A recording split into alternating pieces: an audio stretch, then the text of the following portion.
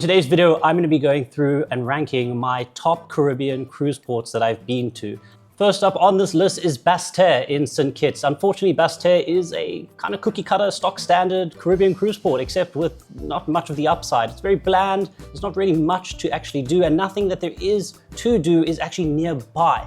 So unfortunately, I'm going to have to start this off with a D. Moving on. Next up, we've got Bimini. Now, Bimini doesn't offer that much. It's repeatable, but again, only if you're looking for a relaxing day or a beach-focused day, and in which case, Bimini is best in class or one of the best in class for just that. Between all their different white sand beaches, pristine waters, and their beach club, which is amazing if you go with Virgin Voyages, and okay or good if you go with the others, not quite as good as with them.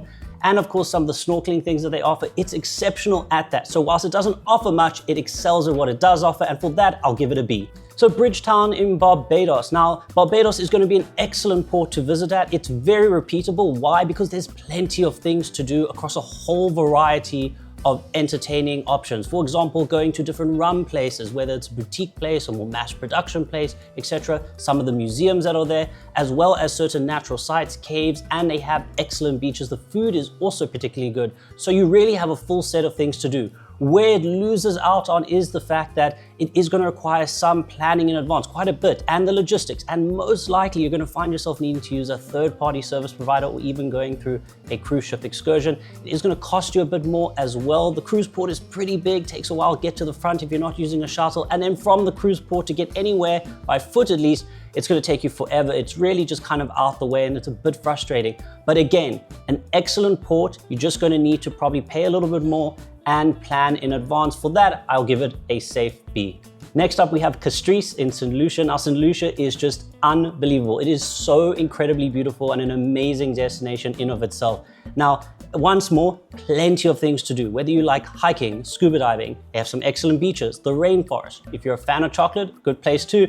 Now, it has so much to do, so clearly very repeatable. Problem similar to Barbados, and that is you're going to need to really plan your logistics here. You're probably going to maybe need to use a third-party service provider or a ship excursion, etc.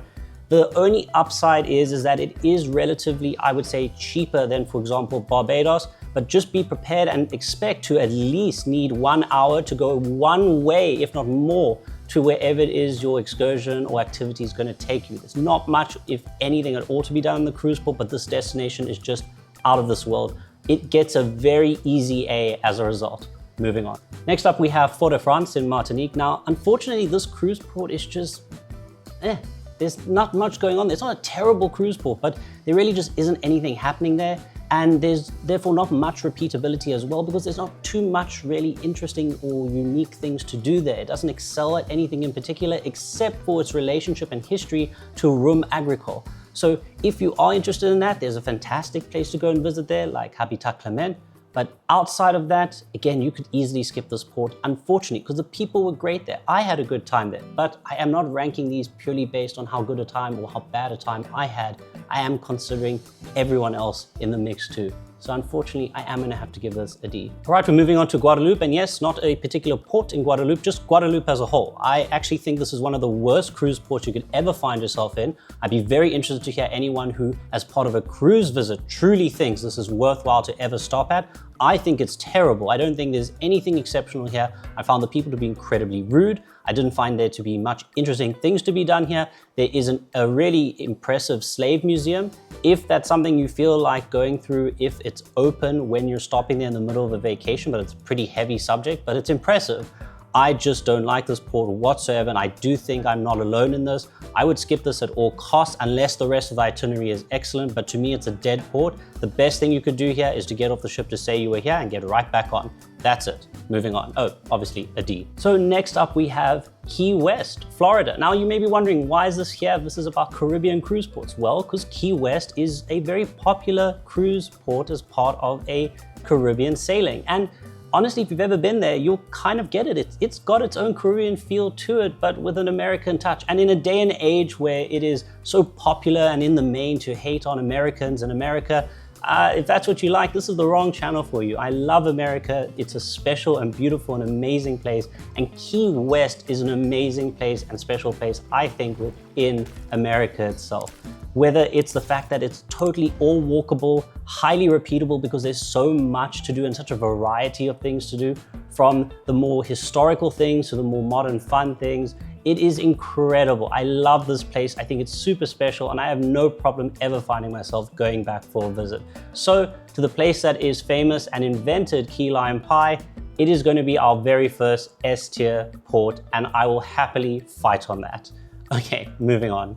Now for somewhere completely different, and that's going to be Oranjestad in Aruba. Now I have to say, this is I think one of the best Caribbean cruise ports in many ways. I think it's great to, you know, walk around in the town, great places to get a bite to eat and drink. The food's really good there. It's got such a unique landscape. You're in the middle of the Caribbean on this island, and yet some part of it is almost like a desert. It's pretty out there, and I do have to say this because I would be terrible if I didn't, but if you're into scuba diving or you've ever thought about scuba diving, this should be the best place for you to come, or one of them rather, because you can literally go and scuba dive and find yourself swimming through plane wrecks. It's super unique. It's one of the best dive locations in the Caribbean, and so I would strongly advise you look into that, especially if you are scuba diving. I know most people aren't, but I would be a terrible person if I didn't mention that. I think this port very easily has repeatability. It's an amazing port and easy A.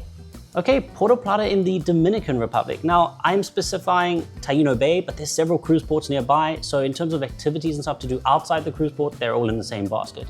Taino Bay itself, unbelievable cruise port. I mean, they have lazy rivers, tons of swimming pools, also live music and entertainment, pretty good duty-free shopping and stuff, but you're hopefully traveling to see beyond the cruise terminal. And if that's the case, then unfortunately, I would say Puerto Plata really only has one value-add unique thing to it that's worth doing, and that's the 27 waterfalls of Jamungama. I'll put a link to the video of that up there.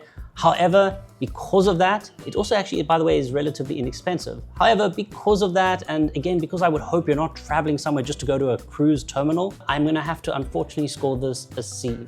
Moving on. San Juan in Puerto Rico is an incredible cruise port. Firstly, old San Juan itself, everything is walkable. There's plenty to do for every single person that's out there. There's so much in terms of the food, the drinks, the cultural places you can visit like the forts or even the governor's residence. Again, I could go on forever, but this place is beautiful. The architecture, sights and sounds are absolutely stunning. I have a video of my perfect day just in old San Juan. Again, it's totally walkable, highly repeatable, easy to manage.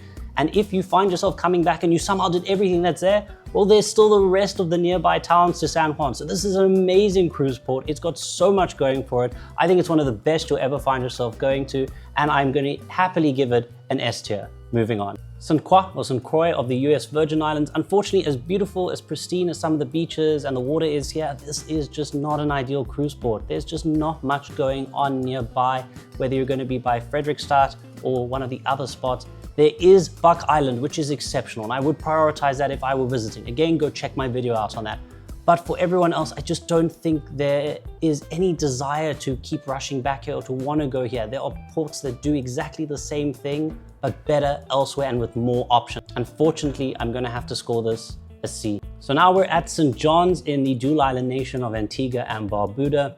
Unfortunately, this is one of those other stock standard, so to speak, Caribbean cruise ports. And it's one of the better ones, but for example, the nearby best beach is still going to be around a 25 to 30 minute drive, and it's still just a good beach or an okay beach. So there's not too much to be done here. It's not, I think, one to really get too excited about. Even the scuba diving, by the way, it doesn't save it here. So unfortunately, I'm going to have to give this a D. Moving on. So let's talk about Tortola in the British Virgin Islands, specifically Road Town. Now, this is just an unbelievably beautiful place to find yourself in. I think it's one of the most beautiful cruise ports and inspiring cruise ports you could ever find yourself in, because it's an island nation within islands. It's crazy. You could really get that Treasure Island, Robert Louis Stevenson sort of feel from it. It's awesome. It really gets you excited. But something for everyone to be done here. Plenty of different activities to had and behold. And I think across all kinds of budgets, but I will say it is one of the more expensive ports to find yourself in because of the fact that, yeah, everything's quite heavily involved with logistics because you're gonna have to hop between different islands. Having said all that, this is an incredible place to go to. I would get excited to be coming here. Make sure you do your planning. And honorable mention, one of the best scuba diving locations you could find yourself in. So if you are interested in that, this is the place for you. And also actually the one that involves the least logistics. So really cool. But anyway, a very comfortable A, and of course, because of the logistics and I guess the price in some way, I just couldn't comfortably give it an S. Moving on. And our last port for today is going to be Willemstad in Curaçao. Now, I actually think this is a very disappointing cruise port, and I'm going to tell you already, I'm going to be giving it a pretty low score. The actual town itself, it's nice to walk around and admire the views, but there's not much going on there. And if you go a little bit outside of the town, it gets really dicey and really dodgy very quickly.